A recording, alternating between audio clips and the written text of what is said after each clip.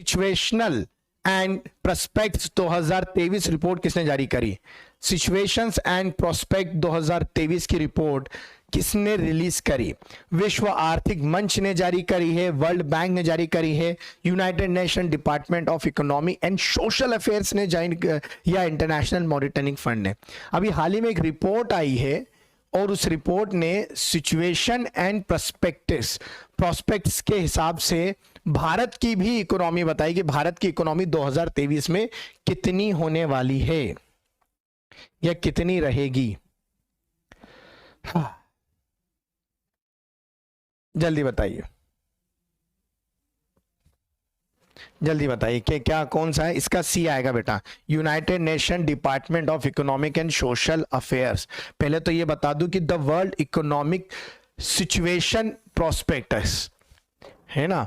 अब ये the world economic situation prospects, अब ये रिपोर्ट जारी करी है। अब इस रिपोर्ट के अनुसार, ये भी देख लीजिएगा, इस रिपोर्ट के अनुसार आपको ये याद रखना है कि भारत की जीडीपी है ना, 2000 जीडीपी 2000 ग्रॉस डोमेस्टिक प्रोडक्ट 2023 में 5.8 रहेगा, जो 2022 में कितना था? 6.4। तो आपको याद रखना है कि जीडीपी की जो वित्तीय वर्ष जो प्रतिशत अनुमान लगाया है वो थोड़ा सा कम आकी गई है 2023 में, आपको याद रखना है। ठीक है, ये थोड़ा सा ध्यान रखना है आपको। अब बात करते हैं वर्ल्ड इकोनॉमिक सिचुएशन पर। अब वर्ल्ड इकोनॉमिक सिचुएशन रिपोर्ट, अब ये जारी कौन करता है? ये जारी करता है, आपको याद रखना, ये जारी कौन करता है? United Nation Department of economy and social affairs. ठीक है, अब ये कब बना था? अगर आपसे पूछा है कि United Nation Department of economic social affairs, ये बना था दोस्तों 1948 में। कब बना था?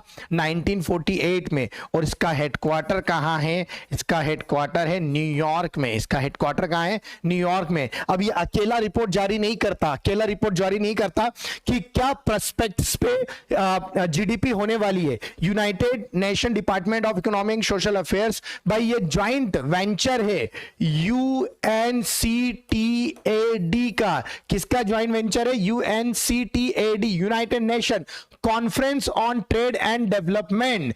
United nation conference on trade and Development, इसके साथ मिलकर यह जारी करता है। और यह कब बना था? 1964 में। इसका हेडक्वार्टर कहां है? जेनेवा में।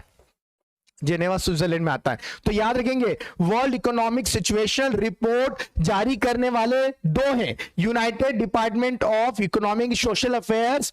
ठीक है, किसके साथ जारी करता है? United nation conference on trade and development. ठीक है, चलिए बात करते हैं UNESCO, united nation educational scientific cultural organisation. UNESCO ने किस देश के ओडेसा को डेंजर साइट में एक विश्व धरोहर घोषित किया है? डेंजर साइट में एक विश्व धरोहर सूची में अंकित करा है यूनेस्को ने। पोलैंड, बेलारूस, रूस या यूक्रेन, कहां की साइट को उसने डेंजर साइट में संरक्षित कर लिया है? जल्दी बताइए। और ये साइट का नाम है ओडेसा।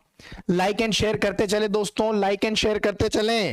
पार करना है 6000 लाइव पार करना है, फटाफट आपकी मदद चाहिए। फैला दीजिए बड़ा आग की तरह लिंक को। यूक्रेन, बिल्कुल सही, यूक्रेन के ओडेसा को डेंजर साइड में वर्ल्ड हेरिटेज जो साइट्स होती है उसमें इंक्लूड करा है यूनेस्को ने। यूनेस्को जिसका हेडक्वार्टर कहां है? पेरिस में। यूनेस्को का हेडक्वार्टर कहां है? पेरिस में। आपको याद रखना है। यूक्रेन जो अभी रूस के साथ युद्ध में लगा है, जेलेस्की यहाँ के क्या है, प्रेसिडेंट। ठीक है, याद रखेंगे। यूक्रेन को कहा जाता था यूरोप की रोटी, कहा जाता था, क्योंकि अब दिक्कत हो रही है, यूरोप की डलिया